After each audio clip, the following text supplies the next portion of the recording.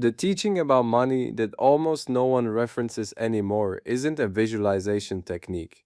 It's not about imagining checks or feeling abundant during SATs. Neville's forgotten emphasis was this: wealth is not created by what you imagine during practice. It's created by how you interpret your current financial reality during the hours you're not practicing. Most people do money work for 20 minutes at night. They visualize wealth, they feel it. Sometimes it even works once. Then they spend the next 23 hours interpreting every bill, every bank balance, every price tag from scarcity, and they have no idea they're doing it. By the end of this video, you'll know exactly where your wealth consciousness is breaking down between sessions and why the technique keeps working once then failing to repeat. Here's what every modern teacher will tell you about manifesting money. Visualize wealth, feel abundant. Do SATs with a scene that implies financial freedom. Raise your vibration, script the check. The implicit model is this: better execution during your practice session equals better results. You meditate in the morning, you do SATs at night, you affirm throughout the day. The rest of the time you're letting go, detaching, trusting the universe. That sounds reasonable. It's also completely backwards, and it's why your results stay inconsistent. Neville taught something completely different, and it's the teaching that almost no one talks about anymore. In Feeling is the Secret, written in 1944, Neville makes a distinction most people read straight past. He separates thinking of a thing from thinking from the thing. When you think of wealth, you are aware of its absence. You are reaching toward it from a state of lack. When you think from wealth, you interpret your present circumstances through the filter of already being wealthy. The difference is not intensity of desire, it's position of consciousness. Most people spend their practice sessions thinking from wealth. They imagine ownership, they feel provided for, they occupy the state during SATs. Then they spend their waking hours thinking of wealth. They react to their current financial lack. They see a bill and panic. They check their bank balance and narrate scarcity to themselves. Same person, two states, no idea they're switching between them. Neville's forgotten teaching is this: your waking interpretations, not your bedtime scenes, are the creative act. But there's a specific type of financial event that reveals whether you're actually in the state or just performing the technique. It's not the moment you'd expect, and most people miss it completely. I'll show you exactly which moment it is in a few minutes, because recognizing it determines whether your money work compounds or collapses. Let me show you what this looks like. Here's a pattern I've watched repeat with student after student who have been practicing money techniques for months. They do SATs faithfully. They visualize receiving a specific amount. They feel wealthy during the session. Then one day it works. They receive unexpected money, the exact amount, sometimes in the exact form they imagined. They're ecstatic, proof. The technique works. 2 weeks later, they're back in lack. The money came and went, a bill arrived for the same amount, an expense they didn't predict. The gain evaporated. They come back confused. It worked, but it didn't stick. Here's what Neville would say: they assumed the event, but they did not assume the state. They imagined receiving money, but they did not imagine being the kind of person who receives money without corresponding loss. They were still operating from the scarcity loop. Money comes, money goes. That assumption, the one they didn't realize they were holding, is what manifested. The technique worked perfectly. It gave them exactly the state they occupied most consistently. In his lectures from the late 1940s and early 50s, Neville used a specific metaphor over and over. He said you must wear the feeling of the wish fulfilled as you would wear a garment. A garment is not something you put on for a moment then remove. It is what you are dressed in as you move through your day. The moment you take off the feeling of wealth to react to a bill with anxiety, you have changed garments back to poverty consciousness. Most practitioners think wearing the feeling means generating emotion during sets. That's the wrong reading. Neville meant interpretive continuity. You cannot wear wealth during meditation and poverty during bill paying. That is serving two masters, and no one can serve two masters. Here's where modern teachers and Neville overlap.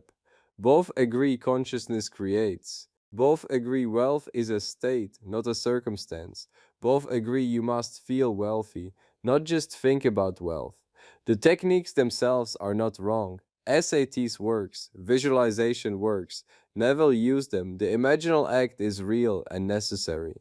But here's where they split. Modern teachers locate the work in the session. Neville located the work in the interpretation. The session is where you train the state. The day is where you prove it. If you've been doing SATs for money for 6 months and the results are still inconsistent, the problem is not the technique. The problem is you're only occupying the state during the 1 hour you're consciously practicing it. The other 23 hours, you're interpreting reality from the opposite state. Let me show you why that matters.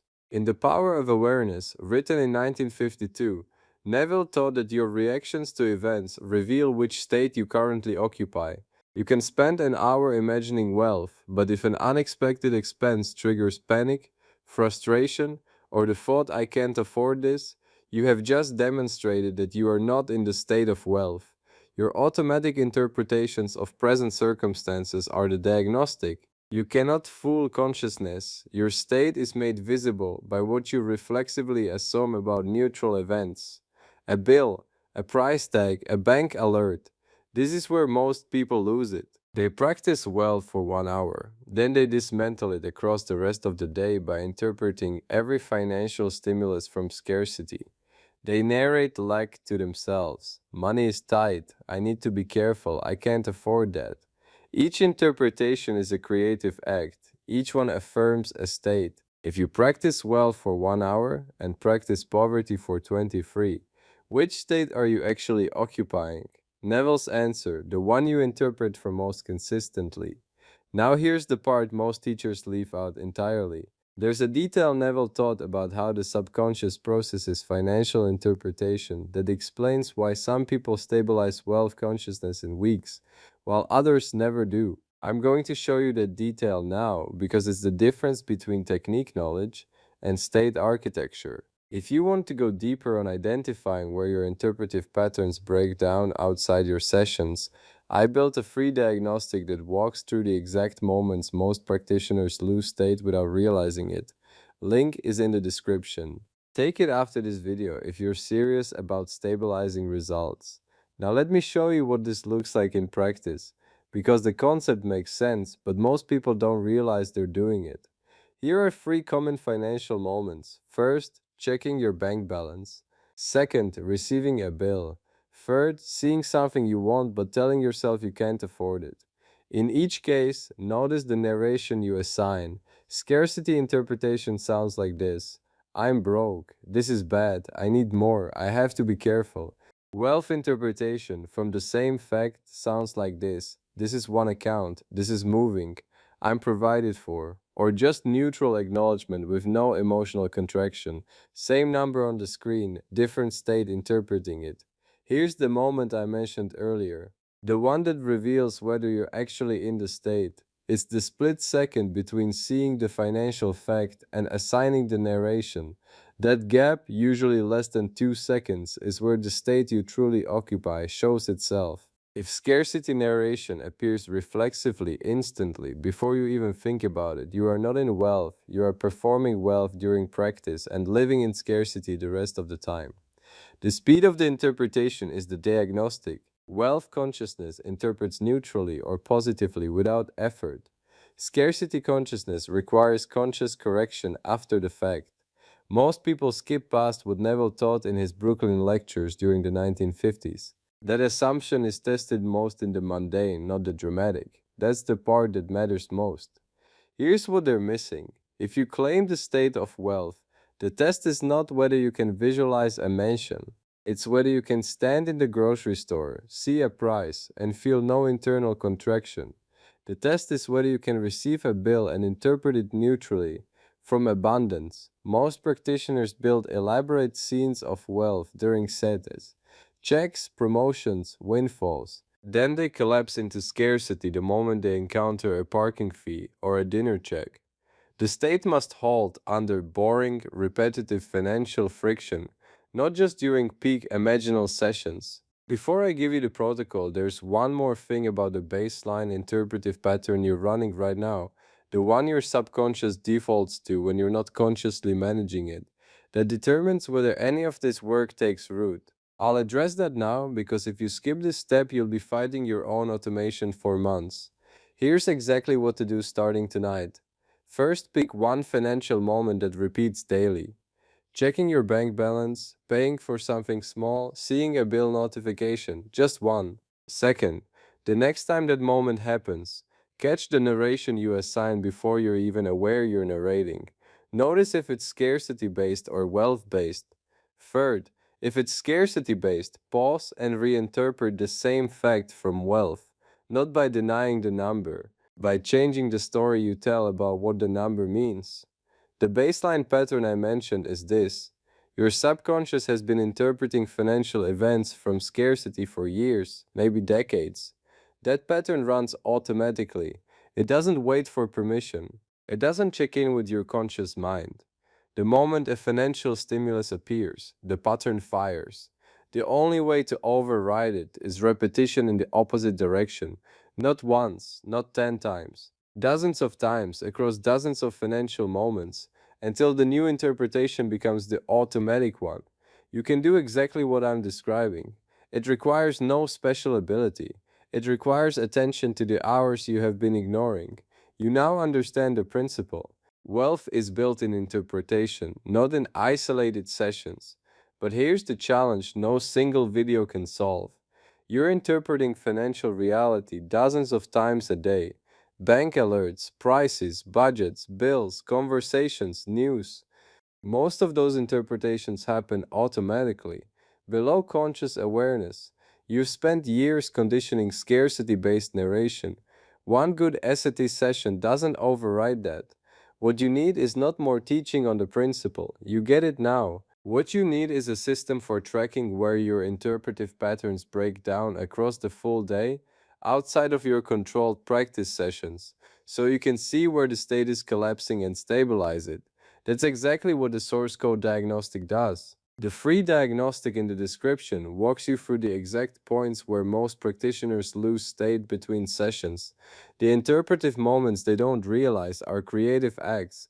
It's not another technique. It's the architecture for maintaining the state you're already building in SATs across the contexts where it usually evaporates.